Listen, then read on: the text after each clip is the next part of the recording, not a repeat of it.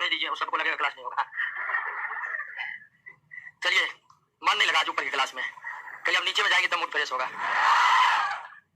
दो लड़का खड़ा किए, ऊपर में आवाज आ रहा क्या?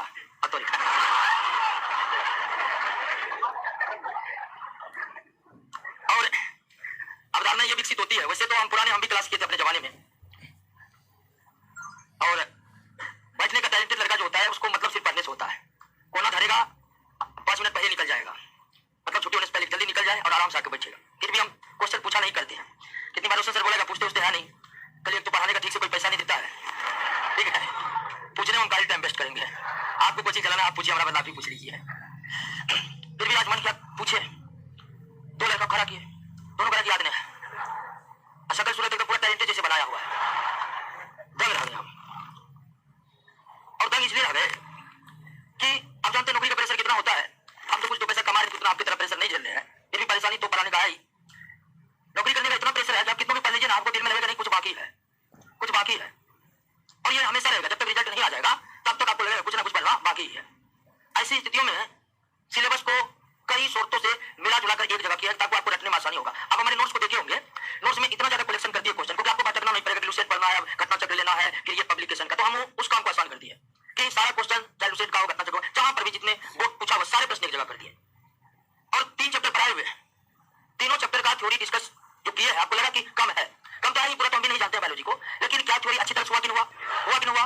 अब वैसी स्थिति के बाद भी आप प्रश्नों को याद नहीं करिएगा तो क्या लगता है नौकरी हो जाएगा? बताइए, आप ही बताइए। इसलिए हम बार बार कह रहे हैं प्रश्नों को याद करिए। अब आप कहिएगा कि आप क्या लेता टेंशन, आपको पैसा दिया पढ़ाइए, हम क्या करना है नहीं करना है। बिल्कुल हम भी ऐसा सोचते हैं कि हम क्या लेता टेंशन ले, लेकिन पढ़ाते पढ़ाते दिल कर जाता है, कभी अंदर में दुख हो जाता है, इतना करवाते हैं फिर भी ना पढ़ते हैं। नहीं बोलिए आप बेस्ट का बेस्ट पढ़ा रहे, रिजल्ट ही नहीं बना तो पढ़ाने से कोई फायदा नहीं है, ठीक है ना। इसलिए दोस्तों याद करिए, और करना आसान है, सिर्फ एक काम करना पड़ेगा, घर पर बैठना पड़ेगा, आपको रिश्तेदारी को तोड़ना पड़ेगा, दोस्त कम से कम रखना पड़ेगा। रिश्तेदारी को तोड़ने की इसलिए बात करें, आप पढ़ रहे हैं, बाद में आगे पता कि पापा का ऑपरेशन होगा, आप 4 दिन वहां दौड़िए। कई स्टूडेंट इस चक्कर में पड़े हुए हैं। हम 4 दिन 4 दिन चल जाएंगे, क्या हुआ, हो जाएगा, बहुत चीज हो जाता है, लीक टूट जाता है पढ़ने का, अभी लीक पढ़ाने में समय लगता है। इसलिए हम कह रहे हैं कि जब तक दरोगा एग्जाम नहीं हो जाता है और आप नहीं बन जाते हैं, घर पर बैठिए और केवल बैठकर पढ़िए, पढ़ने के अलावा कोई काम नहीं करिए। आ जाइए क्वेश्चन नंबर 1 पर आइए। पहला प्रश्न कह रहा है कि निम्नलिखित कथनों पर विचार कीजिए। जीवों की संरचना, प्रजनन, स्वभाव, पोषण आदि के गुणों के आधार पर विभिन्न श्रेणियों में बांटना वर्गीकरण कहलाता है। बिल्कुल सही है, वर्गीकरण यानी कि क्लासिफिकेशन कहलाता है। हमने वर्गीकरण का परिभाषा यह बताई थी आपको कि समानताओं और असमानताओं के आधार पर जीवों को विभिन्न वर्गों में बांटना ही क्या कहलाता है। लेकिन समानताओं और असमानताओं के आधार पर जब आर एच व्हिटेकर के आप बंटवारा का जो उसका क्राइटेरिया था कि उन्होंने किस आधार पर बंटवारा किया, तो आर एच व्हिटेकर में यही था कि उन्होंने देखा कि पोषण किस तरह होता है, फिर कोशिका किस तरह के होते हैं, फिर कोशिका में संख्या क्या है, तो 4-5 आधारों को लेकर उन्होंने बंटवारा किया था। तो ये पहला कथन बिल्कुल सही है। वर्गीकरण के सिद्धांतों का जन्म वर्गीकी कहलाता है। बिल्कुल, वर्गीकी को क्या कहते हैं अंग्रेजी में? टैक्सोनॉमी कहते हैं। क्या कहते हैं? टैक्सोनॉमी कहते हैं। तो दोनों कथन क्या है यहाँ पर? सही है। दोनों कथन क्या है? सही है। दोनों कथन सही है दोस्तों। निम्नलिखित में किन्हें वर्गीकी के जनक कहा जाता है? लीनियस। क्वेश्चन सबसे आसान, क्योंकि वर्गीकरण की शुरुआत इन्हीं के द्वारा किया गया, ठीक है। सिस्टीमा नेचुरी पुस्तक है लीनियस की, और इन्हीं पुस्तक में उन्होंने सबसे पहले वर्गीकरण की रूपरेखा प्रस्तुत की थी। यानी लीनियस ने प्लांट किंगडम और एनिमल किंगडम यानी 2 जगत वर्गीकरण का जो कॉन्सेप्ट दिया था वो यही पुस्तक में दिया था दोस्तों। एक और पुस्तक है लीनियस का, और हम आगे आ जाएंगे। तो सिस्टीमा नेचुरी पुस्तक लीनियस ने दिया था, और इसी पुस्तक में उन्होंने वैश्विक समुदाय को वर्गीकरण के 2 जगत प्रणाली के बारे में अवगत कराया था। यह भी ध्यान रखिएगा कि लीनियस का वर्गीकरण कितने जगत वाला है? 2 जगत वाला, जो अब मान्य नहीं है। जीवों की वर्गीकरण की मूल इकाई कौन है? स्पीसीज है। मूल इकाई क्या है? स्पीसीज है। और स्पीसीज को किसमें बांटा जाता है? ध्यान दीजिए कि हम वर्गीकरण की शुरुआत स्पीसीज से किए थे। स्पीसीज मिलकर जीनस बनाता, यानी जाति मिलकर कुल बनाता, सॉरी वंश बनाता। तो स्पीसीज की शुरुआत, स्पीसीज से ही क्लासिफिकेशन की शुरुआत होती है, लेकिन स्पीसीज को भी बांटा जाता है। हालांकि वो बंटवारा वर्गीकरण में आता नहीं है। और स्पीसीज को बांटा जाता है किसमें? वैरायटी में। उदाहरण के लिए जैसे बैगन एक स्पीसीज है।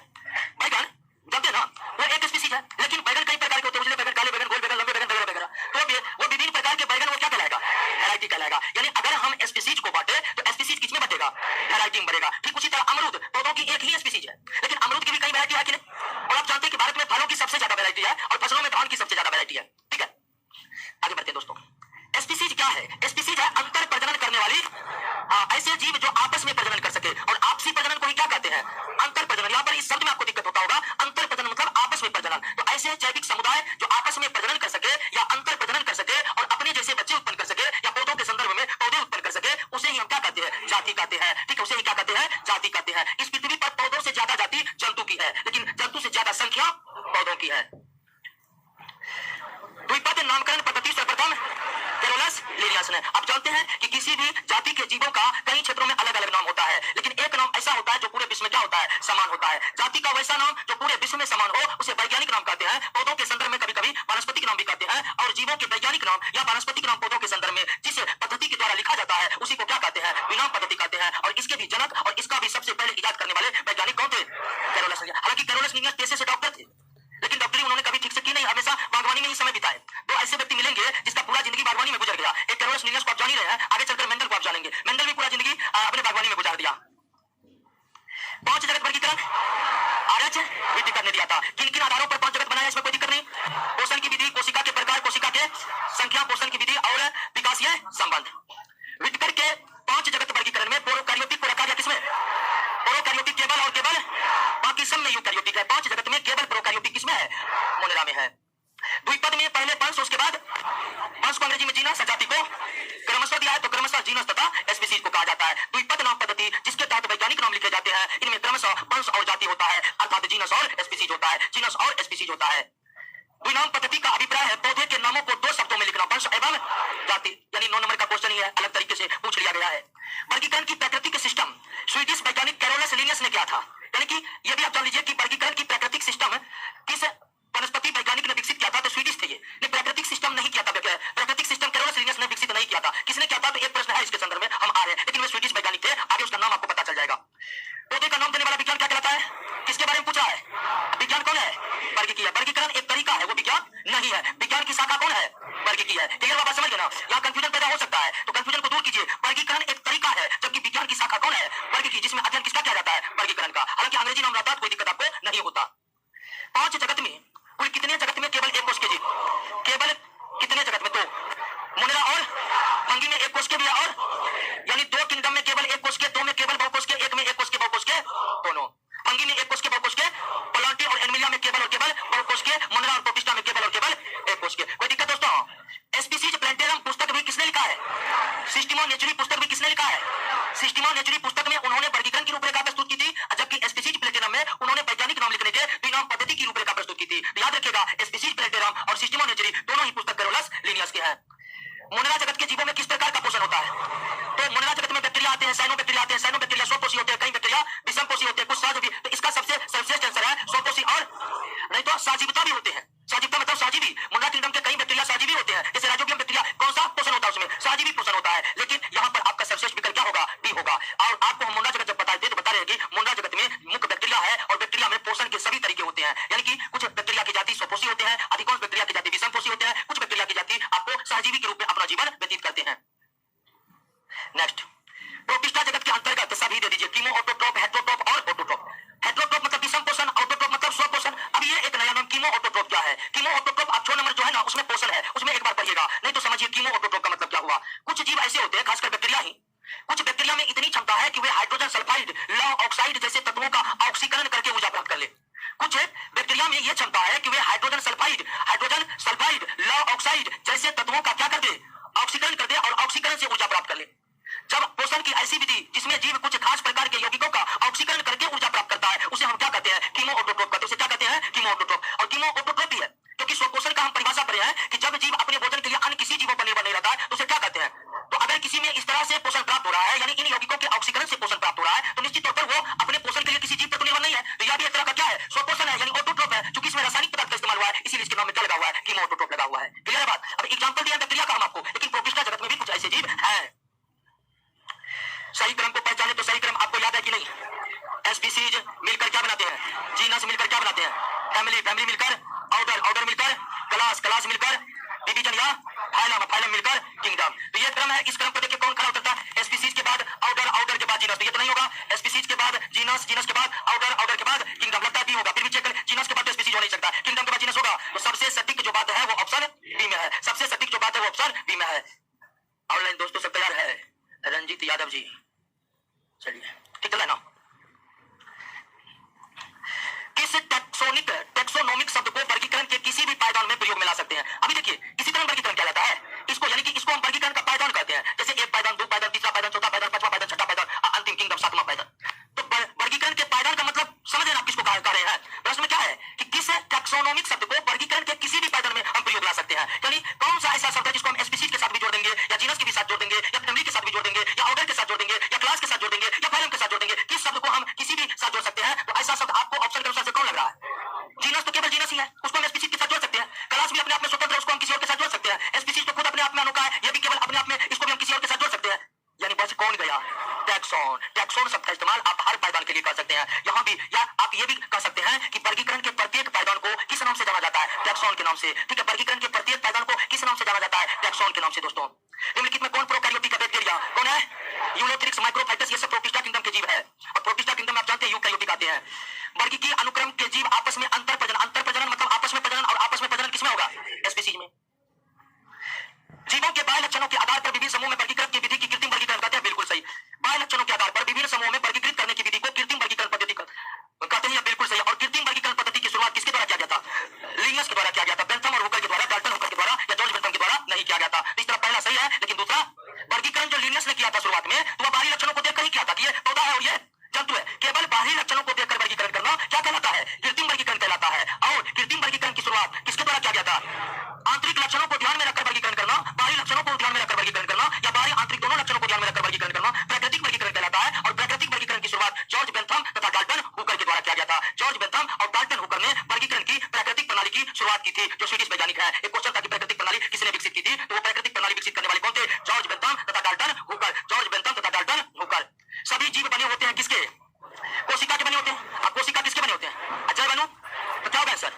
सभी जीव कोशिका के बने होते हैं। फिर कोशिका बनने के लिए प्रोटीन चाहिए, कार्बोहाइड्रेट चाहिए, वसा चाहिए, न्यूक्लिक एसिड, ये सब चाहिए, तब ना कोशिका बनेगा। और प्रोटीन, वसा, ये सब क्या है? अजय बनू रासायनिक अणु नहीं होगा। बिल्कुल होगा। तो आंसर क्या होगा इसमें? कोई दिक्कत? व्हिटकर के 5 जगत वर्गीकरण में यूकैरियोटिक्स को 5 में से 4 में रखा गया है। प्रोकैरियोटिक केवल और केवल मोनेरा में है। जनरा प्लेटेनम पुस्तक बेंथम और हुकर ने, ध्यान रखिएगा, एक स्पीशीज प्लेटेनम है जिस जो लिनियस की पुस्तक है। स्पीशीज प्लेटेनम किसका पुस्तक है? लिनियस का है। और जनरा प्लेटेनम पुस्तक किसके है? बेंथम तथा हुकर के। बेंथम तथा हुकर वही स्वीडिश वैज्ञानिक है जिन्होंने प्रकृति के वर्गीकरण की शुरुआत की थी, अर्थात बाह्य और आंतरिक लक्षणों को देखकर इन्होंने वर्गीकरण की शुरुआत की थी। क्लियर हो गया क्या? अब गूगल छोड़िए ना, गूगल में बहुत कुछ आता है क्या?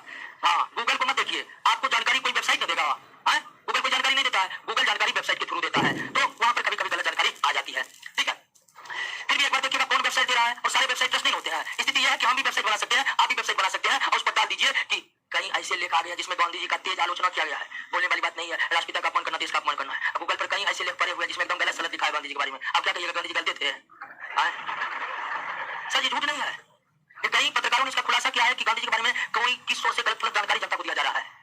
ठीक है, जीवों के वर्गीकरण जब क्रोमोसोम के आधार पर होता है तो इसको वर्गीकरण को क्या कहते हैं? साइटोटैक्सोनॉमी। जब वर्गीकरण केवल बाह्य लक्षणों के आधार पर होता है तो उसे कृत्रिम वर्गीकरण कहते हैं, जिसकी शुरुआत लिनियस ने किया था। जब वर्गीकरण बाह्य और आंतरिक दोनों लक्षणों को देखकर होता है तो उसे प्राकृतिक वर्गीकरण कहते हैं, जिसे बेंथम और हुकर ने शुरुआत किया था। और जब वर्गीकरण क्रोमोसोम के आधार पर किया जाए उसको हम क्या कहते हैं? साइटोटैक्सोनॉमी कहते हैं। साइटोटैक्सोनॉमी कहते हैं। समान गुण वाले कुल मिलकर क्या बनाता है? ऑर्डर ना। कुल यानी जीनस मिलकर क्या बनाते हैं? ऑर्डर मिलकर फैमिली, सॉरी क्लास, ऑर्डर मिलकर क्लास, क्लास मिलकर फाइलम। जीवों की वर्गीकरण में 3 जगत किसने? 2 जगत लिनियस ने, आगे चलकर हिकेल ने उसमें एक प्रोटिस्टा किंगडम को ऐड किया तो 2 से 3 जगत हो गया। और 3 जगत वर्गीकरण हिकेल ने प्रस्तुत किया था। 2 जगत किसने? लिनियस ने। 3 जगत किसने? 5 जगत किसने? कोई दिक्कत? नाम पद्धति कोड के अनुसार जीवों के वैज्ञानिक नाम लिखने का कौन सा तरीका सही है? वैज्ञानिक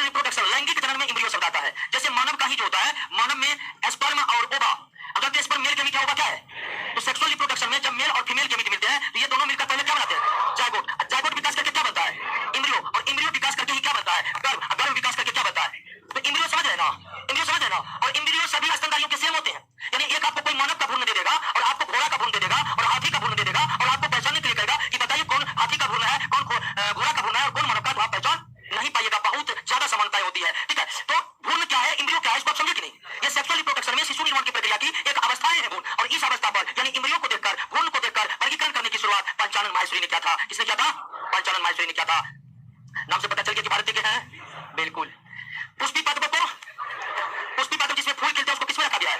एंड्रोजम्स में रखा गया। बिल्कुल सही। अब पुष्पी पद्म को क्रिप्टोगम्स में रखा गया है। कोई दिक्कत? क्रिप्टोगम्स में सम्मिलित है थाइलोपाइटा, बरापाइटा, टेरिडोपाइटा, थाइलोपाइटा, बरापाइटा, टेरिडोपाइटा।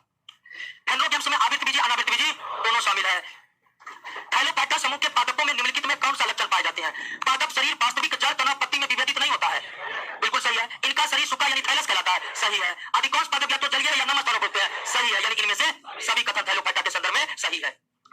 थाइलोपाइटा समूह के पौधे अनुकूल परिस्थिति में किस प्रकार से प्रजनन करते हैं? बीजाणु जनन करते हैं। थाइलोपाइटा में मुख्यतः शैवाल आते हैं, तो यहाँ पर शैवाल भी दे देगा कि शैवाल में अनुकूल परिस्थिति में किस प्रकार प्रजनन करते हैं। और ध्यान रखिएगा, अगर परिस्थिति प्रतिकूल दे दे तो प्रतिकूल परिस्थिति में ये कैसे जनन करते हैं? लैंगिक जनन करते हैं, सेक्सुअल रिप्रोडक्शन करते हैं। और सेक्सुअल रिप्रोडक्शन कैसे करते हैं? तो ये बहुत ही कॉम्प्लेक्स कॉन्सेप्ट है, इसको आप छोड़ दीजिए। लेकिन अगर पूछ दे कि थाइलोपाइटा समूह के पौधे में प्रतिकूल परिस्थितियों में किस प्रकार से प्रजनन होता है, तो प्रतिकूल परिस्थितियों में लैंगिक प्रजनन होता है। कैसा होता है? आइए दोस्तों, निम्नलिखित में कौन एक थाइलोपाइटा समूह का पौधा है? तो शैवाल है। कवक, कवक किंगडम का ये पौधा नहीं है। माउस ब्रायोपाइटा है। अब फर्न टेरिडोफाइटा। फर्न क्या है? शैवालों का अध्ययन को क्या कहते हैं? हाइपोलॉजी। कवकों का अध्ययन को माइकोलॉजी। शैवाल एक कोशिकीय होते हैं, शैवाल बहुकोशिकीय होते हैं। दोनों का तरह क्या है? सही बताए थे। हालांकि याद रखना है कि एक कोशिकीय शैवाल थाइलोपाइटा के अंतर्गत नहीं आते, वो प्रोटिस्टा के अंतर्गत आते हैं। किसके अंतर्गत आते हैं? निम्नलिखित में कौन सा शैवालों के विशिष्ट लक्षण नहीं है? इनका शरीर थाइलस के समान होता है। बिल्कुल सही है। इनमें कोलोफिल पाया जाता है। बिल्कुल सही है। पौधा है तो कोलोफिल होगा ही होगा। अधिकांश शैवाल जलीय होते हैं। इसका मतलब गलत कौन है? ये है। शैवाल के थाइलस से सदृश शरीर वास्तविक उत्तक से बने होते हैं? नहीं, उत्तक होते ही नहीं है इसमें। कोलोपैसी हरा सवाल, क्लियोपैसी बुरा सवाल, रोडोपैसी लाल सवाल। लगता है तीनों विकल्प आपका क्या है? हरे सवाल को क्या कहते हैं? भूरे सवाल को क्या कहते हैं? और लाल सवाल को क्या कहते हैं? कोई दिक्कत नहीं ना। हाइड्रा के कोशिकाओं में पाया जाने वाला शैवाल कौन है? जू क्लोरेला। हाइड्रा एक समुद्री जीव है। हाइड्रा क्या है? समुद्री जीव है। और हाइड्रा जो समुद्री जीव है इसके ऊपर शैवाल चिपका रहता है। और वह कौन शैवाल हो? जू क्लोरेला शैवाल। कछुआ के पीठ पर, ठीक है, कछुआ, कछुआ के, कछुआ हो गया, टॉप लिख दे क्या? कछुआ के पीठ पर उगने वाले शैवाल को क्या कहते हैं? प्रोटोडर्मा। बर्फ पर उगने वाले शैवाल को क्या कहते हैं? ठीक है, बर्फ पर उगने वाले शैवाल को क्या कहते हैं? क्लेमाइडोमोनास। क्लेमाइडोमोनास बर्फ पर उगने वाला शैवाल है। ठीक है, प्रोटोडर्मा कछुआ के, कछुआ टोटाइल उसके पीठ पर उगने वाला शैवाल है। जू क्लोरेला हाइड्रा के शरीर पर साजीवी संबंध बनाकर रहने वाला शैवाल है। क्लियर हो गया? अब उचेरिया शैवाल नहीं है, यह एक प्रकार का कृमि है। इसी कृमि के कारण मानव में फैलेरिया रोग होता है, उचेरिया। क्लियर हो गया? कोई दिक्कत नहीं। कभी पूछ सकता है कि कछुए के पीठ पर कौन से शैवाल उगते हैं? बर्फ की सतह पर कौन से शैवाल उगते हैं? निम्नलिखित में कौन शैवाल देख लीजिए बर्फ की सतह पर? कौन? क्लेमाइडोमोनास। बर्फ की सतह पर क्लेमाइडोमोनास। शैवाल की कोशिका भित्ति किसकी बनी होती है? क्योंकि शैवाल पौधा है, थाइलोपाइटा समूह का पौधा है, और कोई भी पौधा उसकी कोशिका भित्ति किसकी बनी होती है? सेलुलोज की बनी होती है। शैवाल की विभिन्न जातियों में किस प्रकार का प्रजनन होता है? अलैंगिक। अलैंगिक प्रजनन होता है। बीजाणु जनन होता है, तो बीजाणु जनन कौन सी विधि है? अलैंगिक जनन विधि है। लेकिन प्रतिकूल परिस्थिति में कभी-कभी इसमें क्या हो सकता है? लैंगिक जनन हो सकता है। निम्नलिखित में कौन हरा शैवाल है? सभी। Chlamydomonas, Volvox, Ulothrix. Chlamydomonas, Volvox, Ulothrix हरा शैवाल है। अब याद रखिएगा, क्लेमाइडोमोनास, वॉलवॉक्स और यूलोथ्रिक्स हरा शैवाल है, यानी कोलोरोफाइसी है। निम्नलिखित में कौन हरा शैवाल नहीं है? लेमिनेरिया हरा शैवाल नहीं है। लेमिनेरिया आपका क्या है? भूरा शैवाल है। लेमिनेरिया आपका क्या है? भूरा शैवाल है। तो हरा शैवाल के अंतर्गत कौन-कौन आ गया? क्लेमाइडोमोनास, वॉलवॉक्स, यूलोथ्रिक्स, क्लोरेला, एस्पारोगारा और इतने हरा शैवाल हो गए। ऑप्शन के अनुसार कौन सा विकसित कर लीजिएगा? अंतरिक्ष कार्यक्रम में ऑक्सीजन की आपूर्ति, अंतरिक्ष कार्यक्रम में ऑक्सीजन की आपूर्ति को नियंत्रित करने के लिए प्रयोग किया जाने वाला एक कोशिकीय शैवाल कौन है? यूलोथ्रिक्स है। कौन है? इसके अतिरिक्त और कौन है? क्लोरेला। यूलोथ्रिक्स भी है और क्लोरेला भी है, दोनों भी है। हम क्लोरेला के बारे में आपको बताए थे, लेकिन यूलोथ्रिक्स के बारे में नहीं बताए थे, तो आप बता दिए हैं यूलोथ्रिक्स भी है और क्लोरेला भी है। कोई दिक्कत दोस्तों? निम्नलिखित में कौन भूरे शैवाल है? सभी। सरगेसम, लेमिनेरिया, फ्यूकस, ये सब क्या है? भूरे शैवाल है। अरे नोट क्या किए? अच्छा, नोट लाते तो और बेहतर होता ना। सारगासो समुद्र का नाम पड़ा है शैवालों के कारण। ठीक है, सारगासो शैवाल है ना जी, यही सारगेसम को सारगोसो कहा जाता है। तो इसी शैवाल की उपस्थिति के कारण उस समुद्र का नाम पड़ गया, या सागर का नाम सरगासो पड़ गया है दोस्तों। तो शैवालों के कारण अब पूछेगा सरगासो समुद्र का नाम शैवालों के कारण पड़ा है, कौन शैवाल? तो शैवाल का नाम देख लिया कौन? सरगेसम है। सरगेसम कैसा शैवाल है? शैवाल से आयोडीन, आयोडीन लेमिनेरिया से। आयोडीन किससे प्राप्त होता है? चलिए, कोई दिक्कत? बना लिया, पूरा चेक कर रहे हैं।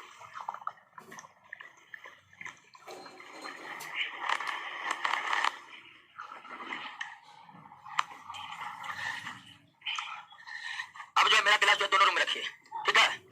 जिधर आप लोग का चेहरा देंगे उधर चल जाएंगे। आइए, केल्प प्राप्त होता है समुद्री शैवाल से। केल्प प्राप्त होता है किससे? समुद्री शैवाल से। निम्नलिखित में किस वर्ग के शैवाल को समुद्री घास भी कहा जाता है? समुद्री घास भूरा शैवाल को कहा जाता है। और भूरे शैवाल को क्या कहते हैं? क्लियोफाइसी कहते हैं। भूरे शैवाल को क्या कहते हैं? क्लियोफाइसी। खून को जमने से रोकने में सहायक यौगिक सोडियम लेमिनेरेट सल्फेट किस शैवाल से प्राप्त होता है? लेमिनेरेन आ गया है तो निश्चित ही लेमिनेरिया शैवाल होगा, इसे आयोडीन भी हम निकालते हैं। कुछ समुद्री खरपतवार खाने से निम्नलिखित में किस रोग होने की संभावना नहीं होगी? तो समुद्री खरपतवार आयोडीन के स्रोत होते हैं और आयोडीन खाने से कौन रोग नहीं होगा? गलकंठ, विटामिन बी1 की कमी से, बेरी ए की कमी से, सी की कमी से, ये जानते होंगे आप, नहीं तो 7वां नंबर जब पढ़ेंगे। लाल सागर का लाल रंग किसके कारण? शैवाल के कारण, क्योंकि मांस से कवक जीवाणु तो लाल होते ही नहीं है, शैवाल ही एक लाल होते हैं, इसी को पद्धति कारण लाल होगा। लाल शैवाल इसमें सब है, पोरफायरा भी लाल शैवाल है, ग्रेसिलेरिया भी लाल शैवाल है, जेलेडियम भी क्या है? लाल शैवाल है। जेलेडियम भी क्या है? लाल शैवाल है। कृत्रिम विरोधी माध्यम बनाने में काम आने वाला अगर अगर किससे प्राप्त होता है? शैवाल से। और लाल शैवाल ग्रेसिलेरिया जेलेडियम और कॉन्ड्रस से प्राप्त होता है। अगर अगर लाल शैवाल ग्रेसिलेरिया जेलेडियम और कॉन्ड्रस से प्राप्त होता है। अगर अगर किससे प्राप्त होता है तुरंत बताएं? लाल शैवाल, और उस लाल शैवाल का नाम भी दिया हुआ है नोट में, ग्रेसिलेरिया जेलेडियम और कॉन्ड्रस। अगर अगर में जीवाणु कवक या कोई भी एक कोष के जीव को रखा जाता है। एक कोष के शैवाल इनमें कौन है? क्लेमाइडोमोनास। क्लेमाइडोमोनास एक कोष के शैवाल है दोस्तों। क्लेमाइडोमोनास जो बर्फ की सतह पर उगने वाला शैवाल है या एक कोष के शैवाल है। शैवालों में संचित भोजन के रूप में क्या पाया जाता है? तो शैवाल एक प्रकार का पौधा, और कोई भी पौधा संचित भोजन क्या रहता है? पौधों में संचित भोजन कौन रहते हैं? स्टार्च रहते हैं। पौधों में संचित भोजन स्टार्च, और चूंकि शैवाल पौधा है तो इसका भी संचित भोजन क्या होगा? स्टार्च होगा। निम्नलिखित में कौन जैव उर्वरक के रूप में प्रयुक्त होता है? जैव का मतलब जिंदा होता है, यानी कौन जिंदा चीज मिट्टी की उर्वरा शक्ति को बढ़ाते हैं? तो सब, राइजोबियम भी, एजोला भी और नीलहरित शैवाल भी। एजोला का इस्तेमाल अब पशु चारे में किया जाता है, यानी मुर्गी बकरी सबको खिलाने के लिए एजोला उत्पादन को बढ़ावा दिया जा रहा है वर्तमान समय में। निम्नलिखित में कौन सा पौधा थैलोफाइटा समूह का नहीं है? हाँ, रिक्सिया। रिक्सिया आप पढ़ेंगे ब्रायोफाइटा में है, ठीक है। माउस, लिवरबट, रिक्सिया, मर्केसिया, बार्ब्यूला, एंथोसिरस, ये सारे के सारे ब्रायोफाइट्स प्लांट है। स्पाइरोगारा, कारा, अलवा, ये सब शैवाल है, अर्थात थैलोफाइटा के हैं। निम्नलिखित में कौन सा एक विकल्प सही सम्मिलित है? फियोफैसी मतलब भूरा शैवाल, और मेनिटोल, ये सही है। मेनिटोल एक प्रकार का संचित भोजन है। क्या है? अभी तुरंत पढ़े कि पौधों में संचित भोजन स्टार्च होता है ना, तो फियोफैसी भूरे शैवाल में स्टार्च के अतिरिक्त एक और संचित भोजन है, और उसी को क्या कहते हैं? ये सही है। रोडोफैसी टिक्की होता है, ये गलत है दोस्तों। कोलोफैसी में अगतिशील युग्मक पाए जाते हैं, नहीं, गतिशील युग्मक पाए जाते हैं जो जल में गति कर सके, ये भी गलत है। रोडोफैसी जो है यह एक लाल शैवाल है, और लाल शैवाल का रंग, लाल रंग किसके कारण होते हैं? फाइकोइरिथ्रिन के कारण। फाइकोइरिथ्रिन होगा, ठीक है, थ्रीन कर लीजिए, फाइकोइरिथ्रिन के कारण। फाइकोइरिथ्रिन क्लोरोफिल की तरह ही एक पिगमेंट है, और इसी फाइकोइरिथ्रिन की उपस्थिति के कारण रोडोफैसी शैवाल का रंग लाल होता है। तो एक सही है और 4 सही है, 2 और 3 क्या है? गलत है। मेनिटोल एक प्रकार का संचित भोजन है जो भूरे शैवाल फियोफैसी में पाए जाते हैं। निम्न जीवों पर विचार कीजिए, उपरोक्त में कौन शैवाल है? एगेरिकस कवक है, ठीक है। एगेरिकस क्या है? कवक है। एस्परजिलस भी कवक है। एस्परजिलस भी, यूलोथ्रिक्स और अल्वा दोनों क्या है? शैवाल है, यानी 3 और 4, 3 और 4। निम्नलिखित में कौन सा पदार्थ शैवालों से प्राप्त होता है? शैवालों से कौन प्राप्त होता है? एल्जीनिक एसिड तो प्राप्त हुआ था ना, ये प्राप्त होता है। एफ्रेडिन एक पौधा से प्राप्त होता है जिसका नाम है एफ्रेडा। केराटिनिन भी शैवाल से प्राप्त होता है। एक और एफ्रेडिन एक एफ्रेडा नाम के पौधे से प्राप्त होता है। टेनिन तो पौधे का एक तरह का उत्सर्जित पदार्थ है। रेनिन हो गया, टेनिन हो गया, लेटेक्स हो गया, ये एक प्रकार का उत्सर्जित पदार्थ है। तो 1 और 3 यानी एल्जीन और केराटिनिन ये शैवालों से प्राप्त होने वाले पदार्थ हैं। अब ये पदार्थ का कहिएगा क्या उपयोग है, तो इतना मत जाइए, रट लीजिए कि एल्जीन केराटिनिन दोनों ही किससे प्राप्त होता है? शैवाल से प्राप्त होता है। लाइकेन जो एक नग्न चट्टान पर भी पारिस्थितिक तंत्र, लाइकेन मतलब शैवाल, कवक। लाइकेन में कवक और शैवाल के बीच के मध्य सजीवी संबंध क्या कहते हैं? हैलोटिज्म कहते हैं। क्या कहते हैं दोस्तों? हैलोटिज्म कहते हैं। प्रदूषण संकेतक पौधा लाइकेन, हालांकि मौस भी प्रदूषण संकेतक पौधा है, लेकिन जब लाइकेन हो तो वो होगा। निम्नलिखित में कौन SO2 प्रदूषण को भी कौन सूचित करता है? लाइकेन। पेड़ों की छाल पर उगने वाले लाइकेन को क्या कहते हैं? कार्टी, और चट्टानों पर उगने वाले को सेक्सिकोलस। चट्टानों पर उगने वाले को सेक्सिकोस कहते हैं। और कवक का भी वर्गीकरण इसी के आधार पर किया गया था। जैसे पेड़ के छाल पर उगने वाले कवक को भी क्या कहते हैं? कार्टिकोस कहते हैं। पत्थर या चट्टानों पर उगने वाले कवक को भी क्या कहते हैं? सेक्सिकोस कहते हैं। लिटमस किससे तैयार होता है? लाइकेन से, रोसेला लाइकेन से। जापान के लोग किस लाइकेन को खाते हैं? इंडोकार्पन को। इंडोकार्पन। मिर्गी के उपचार में परमेलिया, मिर्गी के उपचार में परमेलिया लाइकेन का इस्तेमाल होता है। पादप जगत में मुख्यतः कौन चलिए है? हाँ, क्योंकि मुख्यतः की बात की गई, हालांकि ब्रायोफाइटा भी चलिए होते हैं, लेकिन मुख्यतः बात की गई ऑप्शन जिस हिसाब से है, आंसर आपका क्या होने वाला है? शैवाल। निम्नलिखित में पौधे के किस हिस्से में विभेदित काय नहीं होता है? विभेदित काय किसमें नहीं होता है? थैलोफाइटा में, यानी विभेदित शरीर। काय का मतलब यहाँ शरीर से है, तो क्या थैलोफाइटा में जड़ पत्ती होती है? ब्रायोफाइटा की बात करिएगा तो इसमें तो जड़ पत्ती जैसी संरचना होती है, यानी कुछ हद तक इसका शरीर विभेदित होता है, लेकिन थैलोफाइटा का तो बिल्कुल नहीं होता है। फ्यूकोजेंथिन किस शैवाल में पाया जाता है? भूरा शैवाल में। अब भूरा शैवाल का रंग भूरा किसके कारण होता है? फ्यूकोजेंथिन के कारण होता है। भूरे शैवाल का रंग भूरा किसके कारण होता है? फ्यूकोजेंथिन के कारण होता है। लाल शैवाल का रंग लाल फाइकोइरिथ्रिन के कारण होता है, और हरा शैवाल का रंग हरा क्लोरोफिल के कारण होता है। हरा शैवाल का रंग हरा क्लोरोफिल के कारण, लाल शैवाल का रंग लाल फाइकोइरिथ्रिन के कारण, और भूरा शैवाल का रंग भूरा फ्यूकोजेंथिन के कारण। फ्यूकोजेंथिन के कारण। ब्रायोफाइटा की विशेषता, ब्रायोफाइटा में क्या विशेषता पाई जाती है? उनमें संबान उत्तक नहीं पाए जाते हैं, बिल्कुल नहीं पाए जाते। संबान उत्तक जाइलम फ्लोएम को कहते हैं, और जाइलम फ्लोएम ब्रायोफाइटा में भी उसमें जड़ नहीं होती है, बिल्कुल उसमें बीज नहीं होते, बिल्कुल नहीं होते हैं। सभी के सभी कथन ब्रायोफाइटा के संबंध में सही है। ब्रायोफाइटा में लिवरबट और माउस शामिल है। फर्न टेरिडोफाइटा पौधा है। निम्नलिखित में कौन ब्रायोफाइट नहीं मर्सेलिया टेरिडोफाइट प्लांट है जिसका सब्जी के रूप में इस्तेमाल किया जाता है। निम्नलिखित में कौन पादप वर्ग का उभयचर कहलाता है? ब्रायोफाइटा। कौन है? जल के स्थान पर मूलावास, जल के स्थान पर मूलावास ब्रायोफाइटा। क्लियर हो गया? हाँ, ये क्या हुआ है?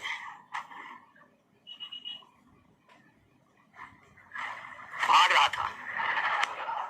ब्रायोफाइटा की निचली बाह्य त्वचा, निचली बाह्य त्वचा के कोशिकाओं के बढ़ने वाले उभार को क्या कहते हैं? राइजोइड कहते हैं, यानी मूलावास कहते हैं।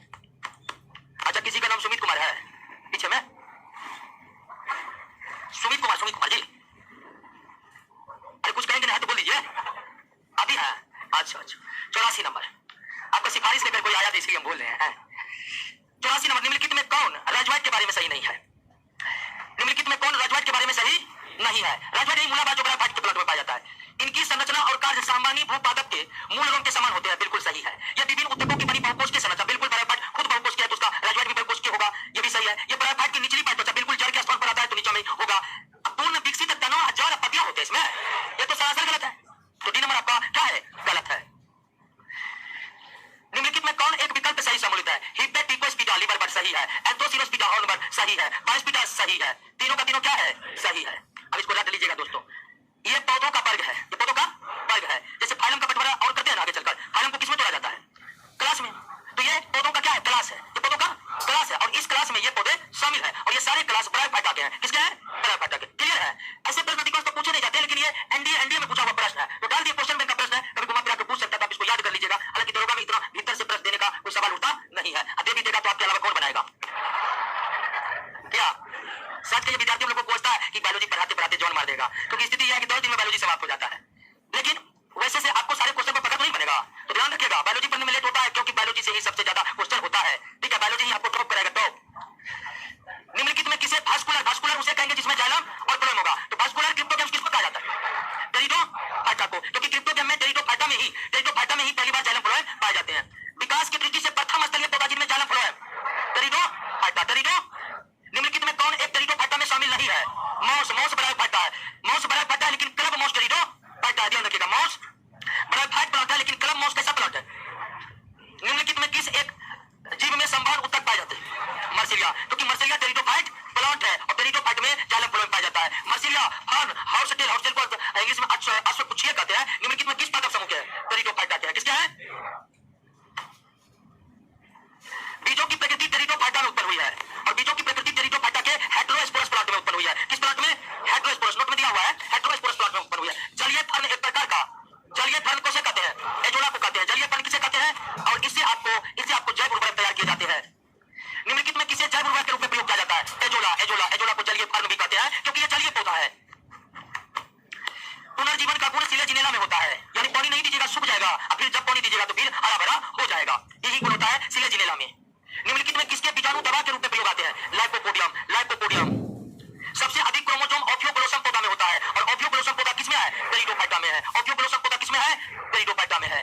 डैश बीज रहित संवहनी पौधा, बीज रहित यानी क्रिप्टोगैम, असंवहनी मतलब जाइलम फ्लोएम युक्त, यानी बात हो रही है टेरिडो, बाकी पढ़ने का जरूरी नहीं है, इतना में ही काम चल जा रहा है कि बात किसके बारे में हो रही है? टेरिडोफाइटा की, क्योंकि बीज रहित क्रिप्टोगैम होते हैं और संवहनी केवल क्रिप्टोगैम में कौन है? टेरिडोफाइटा है। तो बाकी तो सब सही होगा, नहीं तो प्रश्न ऐसा है कि अगर ध्यान नहीं दीजिएगा तो धड़फड़ा जाएगा स्टूडेंट। नहीं, और ये रेलवे में पूछा हुआ प्रश्न है। डैश बीज रहित संवहनी पौधे होते हैं जो स्वतंत्र गेमिटोफाइट तथा स्पेरोफाइट चरणों के साथ एक अद्वितीय जीवन चक्र साझा करते हैं, जिनकी संवहनी पौधे सहित आमतौर पर समान विशेषताओं के कारण एक साथ चर्चा की जाती है। टेरिडोफाइटा है। पौधे के वर्गीकरण में निम्नलिखित में कौन सा कथन सही है? फाइलोफाइटा में सुविभजित शरीर होता नहीं। फुनेरिया एक कवक है? नहीं। ठीक है, फुनेरिया एक प्रकार का शैवाल है। सभी टेरिडोफाइटा पुष्पोद्भिद? नहीं। ठीक है, टेरिडोफाइटा पुष्प होते हैं, इसका मतलब सही कौन है? ब्रायोफाइटा में संवहन तंत्र नहीं पाया जाता है, बिल्कुल नहीं पाया जाता है। संवहन तंत्र यानी जाइलम फ्लोएम नहीं पाया जाता है। सिलेजिनेला क्या है? टेरिडोफाइटा। सिलेजिनेला क्या है?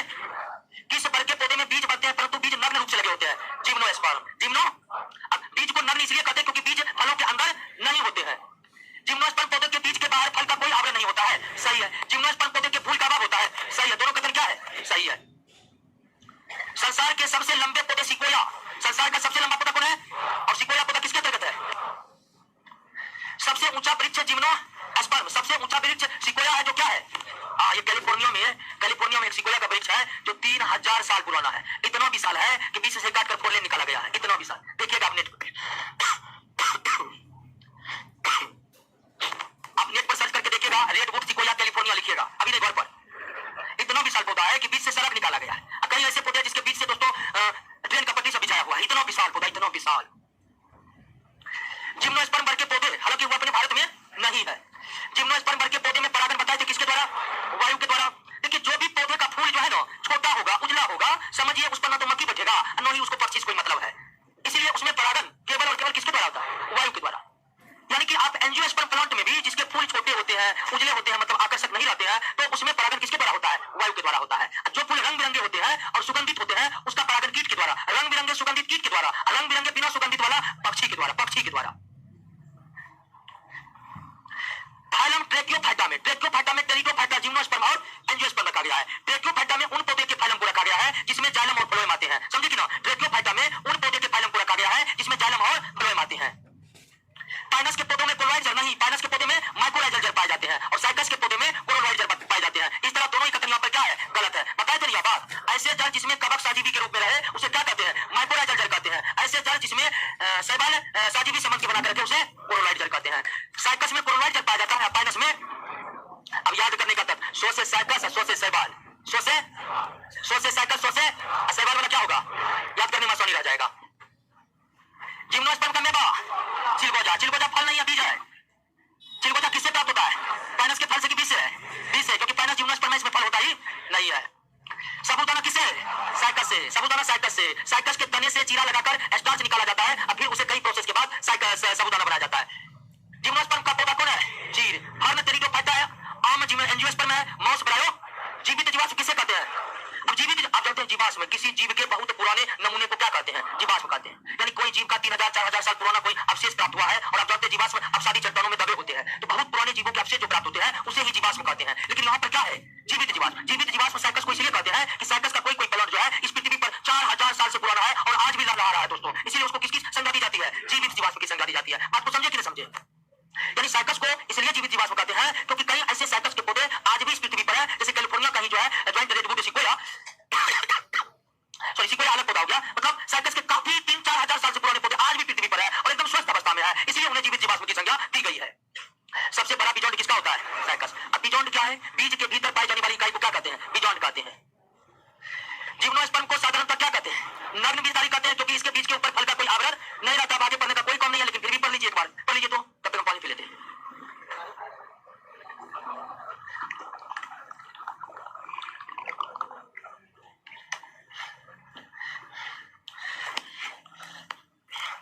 दमा एवं खांसी के रोगों में काम आने वाला औषधि इब्रेडिन। इब्रेडिन किससे? इसमें कोई दिक्कत नहीं है, जिम्नोस्पर्म प्लांट है। जिम्नोस्पर्म को नग्न बीजी कहा जाता है क्योंकि उसमें अभाव होता है किसका? बीज चोल का। यानी इसका आंसर फल भी हो सकता है, लेकिन फल तो है नहीं, तो यहाँ बीज चोल होगा। साइकस के कोलोइड जड़ में नॉस्टॉक और एनाबिनो। नॉस्टॉक ये एक प्रकार का नील हरित शैवाल है। ये वास्तविक शैवाल नहीं है, बल्कि क्या है? नील हरित शैवाल है। नील हरित शैवाल का मतलब साइनो बैक्टीरिया। तो साइकस में जो कोलोइड जड़ होते हैं, जिसमें शैवाल जो होते हैं, तो वो यही शैवाल होते हैं दोस्तों। नॉस्टॉक, एनो। नेक्स्ट, किस जिम्नोस्पर्म में, जिम्नोस्पर्म पौधा में, या जिम्नोस्पर्म नहीं होगा, टेरिडोफाइट होगा। किस टेरिडोफाइट पौधों में हेटेरोस्पोरी तथा लिगुलेट पत्तियां पाई जाती है? आंसर याद रखिए, सिलेजिनेला। हेटेरोस्पोरी तथा लिगुलेट पत्तियां क्या पाई जाती है? पत्तियों का वर्गीकरण बहुत ज्यादा विस्तार में है दोस्तों, तो आप इसको याद ही रख लीजिएगा कि हेटेरोस्पोरी तथा लिगुलेट पत्तियां किसमें पाई जाती है? सिलेजिनेला में पाई जाती है। यहाँ पर जिम्नोस्पर्म होगा क्या होगा? टेरिडोफाइट होगा। क्या होगा? टेरिडोफाइट। नहीं तो पत्तियों का वर्गीकरण फिर टेरिडोफाइट में काफी लंबा चौड़ा है और उतना हमारे सिलेबस का भाग है भी नहीं, तो इस प्रश्न को आप रट्टा मार लीजिएगा। पादप जगत का सबसे बड़ा समूह एंजियोस्पर्म। लगता है अंतिम पैदा पर आ गए हैं। जिम्नोस्पर्म पौधे के बीजों के बाद फल का कोई आवरण नहीं होता है। बिल्कुल सही है, सही है, सही है, सही है, सही है, सही है।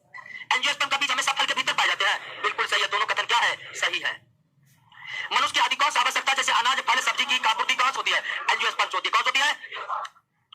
एक बीज पत्री पौधे के पत्तियों में किस प्रकार का शिरा विन्यास? और द्विबीजपत्री में जालिकावत। एक बीजपत्री में समांतर, द्विबीजपत्री में जालिकावत होती है। निम्नलिखित में कौन सा गुण द्विबीजपत्रियों का नहीं है? अच्छा, रेशेदार जल। रेशेदार जल किसमें पाया जाता है? एक बीजपत्री में रेशेदार जल किसमें पाया जाता है? एक बीजपत्री में पाया जाता है।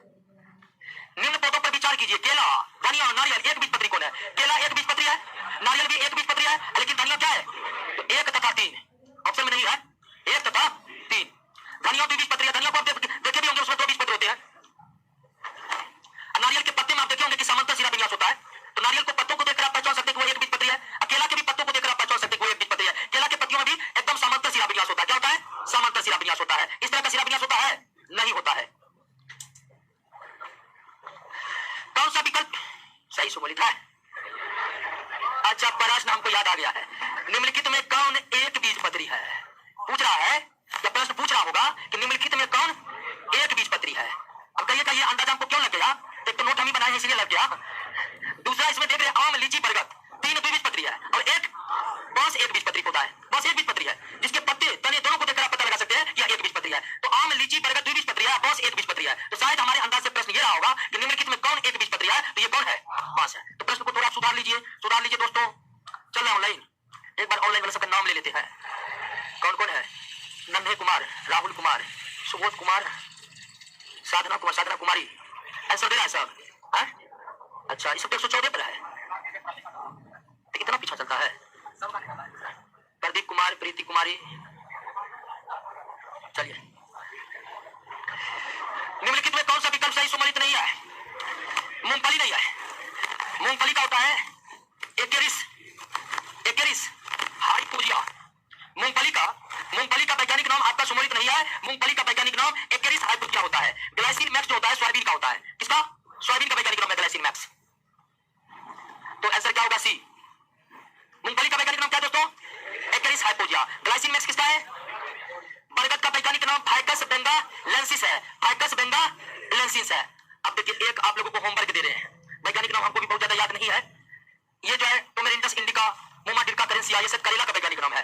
शायद हम बोले, हमको याद नहीं दोस्तों पूरा। तो आप लोग नेट का सहारा लेकर के ये पता लगाइएगा कि ये किसका वैज्ञानिक नाम है। आप ऑप्शन के बगल में लिख लीजिएगा और उसको क्या कर लीजिएगा? याद कर लीजिएगा। वैज्ञानिक नाम याद रखने का यही एक तरीका है कि प्रश्नों के माध्यम से आप कुछ याद रखिए। बरगद का क्या? Ficus benghalensis. ये भी किसी का होगा, ये भी किसी का। अनेपेक्टिस खसियाना तो वो कीटवर्षी पौधा गट्टनी का वैज्ञानिक नाम है। ये तो आपके नोट्स में भी है, लेकिन इसको और इसको आप नेट पर खोज करके बगल में लिख लीजिएगा। उसका वैज्ञानिक नाम आप उसको बार बार देखते रहिएगा, याद हो जाएगा। कर लीजिएगा ना। कौन एक सही सुमेलित नहीं है? ज्वार नहीं है। ज्वार का होर्डियम सोरगम होता है। ठीक है, ये गलत है। ज्वार का वैज्ञानिक नाम शायद दिया भी होगा नोट में। सोरगम बल्गियर होगा शायद। सोरगम बल्गियर है ना? सोरगम बल्गियर होता है, बिल्कुल सही। तो आपका सी सही नहीं है। बाकी सब जियामेज, ओरेजाब, सटाइवा, टिटिकम, एस्टिकम सही है, लेकिन ज्वार का वैज्ञानिक नाम क्या है दोस्तों? सोरगम बल्गियर है। कपास के पौधे का वंशीय नाम क्या है? गॉसिपियम है। जेनेरिक नाम क्या है? गॉसिपियम। सूरजमुखी का वानस्पतिक नाम हेलिएंथस एनुअस है। ठीक है, मेंजिफेरा इंडिका तो आम का है। लीची का नाम में लीची लगा हुआ है। अब्रेसिका कैम्पेस्ट्रिस सरसों का वैज्ञानिक नाम है। सरसों का बैगन का वानस्पतिक नाम है सोलेनम मेलनजेना। सोलेनम मेलनजेना की सोलेनम नाइग्रम है। कंफ्यूज हो गया है। अच्छा, इसका आंसर आप लोग खोज के बनाइएगा। तो इसमें हम कंफ्यूज करें कि सोलेनम मेलनजेना होगा कि सोलेनम नाइग्रम होगा। क्या वैसी होगा? अच्छा, डॉक्टर एक बार चेक करिएगा। चेक कर लिया है? अच्छा, हम भी चेक करेंगे तब न मानेंगे। ठीक है, कोई दिक्कत है ना? अनाज वाले पौधे किस कुल से है? ग्रेमिनी कुल से। सारे अनाज, धान, गेहूं, मक्का, मोटा अनाज सब ग्रेमिनी कुल में है। ग्रेमिनी एक बीजपत्री है। दलहनी वाला पौधा लेग्यूमिनेसी में है। दलहनी वाला पौधा तेल बीज यानी जिससे तेल प्राप्त होता है, सरसों राई क्रूसीफेरी में है। क्रूसीफेरी में है। तेल बीज यानी ऑयल सीड क्रूसीफेरी में। दलहन लेग्यूमिनेसी में। अनाज ग्रेमिनी में। सबसे बड़ा कुल कौन है? कंपोजिटी है। कंपोजिटी फैमिली जो नोट में दिया हुआ वहां पर भी हम इंडिकेट कर दिया कि सबसे बड़ी फैमिली है। कौन सा पौधा सोलेनेसी कुल का नहीं है? कपास। कपास मालवेसी कुल का है। कपास किसका है? कपास किस कुल से संबंधित है? मालवेसी। कपास के रेशे क्या होते हैं? बीजों के अधिचर्मी रोम, यानी कपास जो होते हैं उसमें फल लगते हैं, फल फूटते हैं और फिर उसके बीज के रोम होते हैं कपास के रेशे। निम्न रेशों में कौन पौधे के तने के उत्पाद नहीं है? कपास। कपास फलों के अंदर जो बीज होते हैं उसी के रोम होते हैं कपास। ये तने के उत्पाद नहीं है। एट्रोपा बेलाडोना के पत्तियों से, एट्रोपा बेलाडोना के पत्तियों से बेलाडोना औषधि प्राप्त किया जाता है। पत्तियों से दोस्तों। एफ्रेडा के तो तने से, एफ्रेडा के तने से, बेलाडोना के पत्ते से, एफ्रेडा के तने से। सामान्य प्रयोग में आने वाला मसाला लौंग, मसाला लौंग किससे प्राप्त होता है? फूल के कली से प्राप्त होता है। कार्पिन का तेल किससे? चीड़ से। चीड़ भी जिम्नोस्पर्म प्लांट है। ये सब रट्टा मार क्वेश्चन है, सिर्फ रटिए इसको। उच्च रक्तदाब रोकने में उपयोगी औषधि रेसरपिन औषधि। रेसरपिन औषधि किससे निकाला जाता है? अरोल्फिया जाति के पौधों से निकाला जाता है। मलेरिया का सिंकोना, सिंकोना किससे? हाँ सॉरी, कुनैन सिंकोना के छाल से। कुनैन निकाला जाता है सिंकोना पौधे के छाल से। फूलगोभी के खाने वाला भाग कौन है? पुष्कर में। बंदा गोभी का पत्ता है। पौधे के किस भाग से कॉफी प्राप्त होती है? बीज। बीज से प्राप्त होती है। कॉफी पाउडर के साथ मिलाया जाने वाला चिकोरी चूर्ण, चिकोरी चूर्ण गुणवत्ता बढ़ाने के लिए मिलाया जाता है और कॉफी के ऐसे जड़ों से जो जड़ जमीन के ऊपर होते हैं उसके काट करके उसको भी पीसकर कॉफी में मिला दिया जाता है। भोजपत्र उत्पन्न होता है बेटुला के छाल से, जिसमें पुराने जमाने लिखे जाते हैं। बेटुला पौधा का नाम है दोस्तों। केसर मसाला प्राप्त होता है क्रोकस के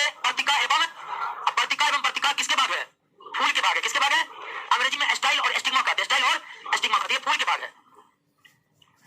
जैव ईंधन किसके बीज से प्राप्त होता है? जेट्रोफा, जेट्रोफा के प्लांट से।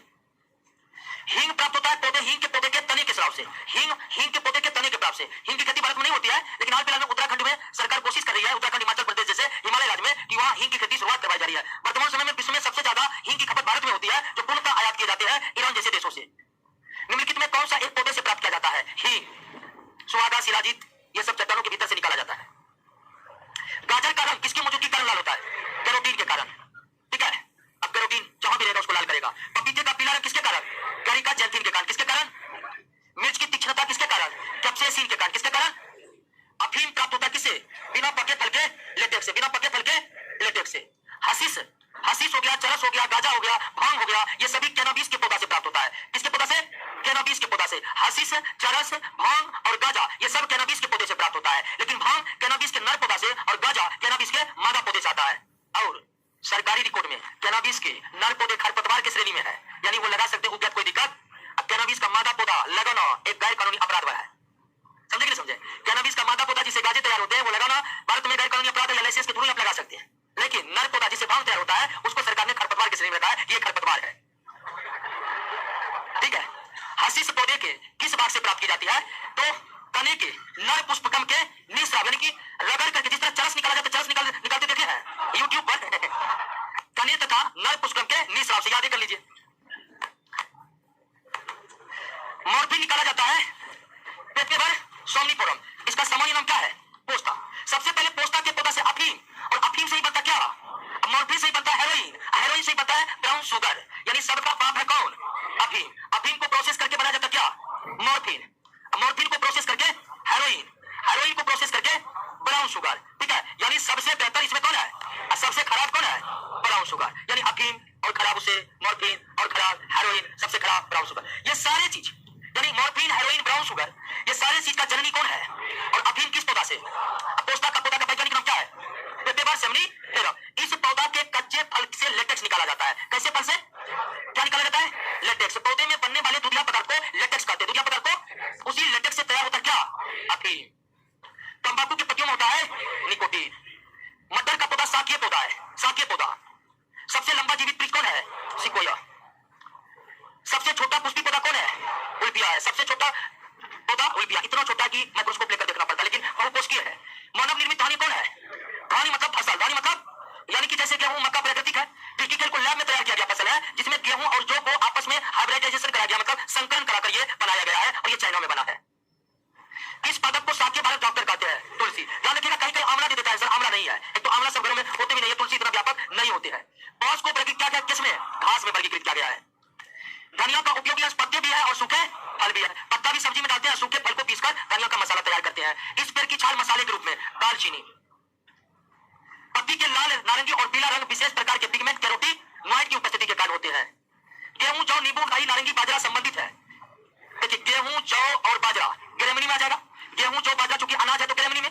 नींबू और नारंगी खट्टे फल थी, सिट्रस फल है जो रूटेसी कुल में आते हैं। तो गेहूं, जौ, बाजरा ग्रेमनी में, नींबू और नारंगी रूटेसी में, राई और सरसों क्रूसी फेरी में। कितना पादप परिवार हुआ? एक पादप परिवार में गेहूं, जौ, बाजरा, दूसरा पादप परिवार में नींबू और तीसरा पादप परिवार में राई। राई, सरसों दोनों ही तिलक पदार्थ है। तो कितने पादप परिवार हुए? 3 हुए। क्रिकेट के बल्ले किस पौधे की लकड़ी से? सेलिक्स परपुरिया। और ये वैज्ञानिक नाम है, प्रचलित नाम क्या है? विलो। प्रचलित नाम क्या है? विलो। क्लियर हो गया? और दोस्तों, चौथा चैप्टर समाप्त हो गया है। फिर आपसे विनम्र निवेदन है कि दरोगा बनने के लिए आपको एक भी प्रश्न मिस्टेक नहीं होनी चाहिए। ठीक है, जाइए, मौका है, कल संडे है, और कोशिश करिएगा कि चारों चैप्टर याद हो जाए दोस्तों, कहीं का नहीं रह पाइएगा। आपको लगता है इधर उधर करके नौकरी हो जाएगा, तो दोस्तों हमको हो गया रहता। हम बता रहे हमको नौकरी नहीं हुआ अपना तैयारी करने के बाद। क्यों? तो कमी यही थी, बैठ कर नहीं पढ़ने का। ठीक है ना? तो बैठ कर पढ़िए, समय बर्बाद करिएगा, कहीं का नहीं रहिएगा। इसका एग्जाम्पल भरे पड़े हैं। ठीक है, और घर पर कुछ नहीं करना, प्रश्नों को याद करना है। जैसे 4 चैप्टर बायोलॉजी याद हो गया है, फिर उसको छोड़ देना है, फिर दूसरा चीज याद करना है, रोशन सर का है, तो प्रश्नों को याद करिए। 20,000 प्रश्न हम आपको देंगे सिलेबस के अंत तक।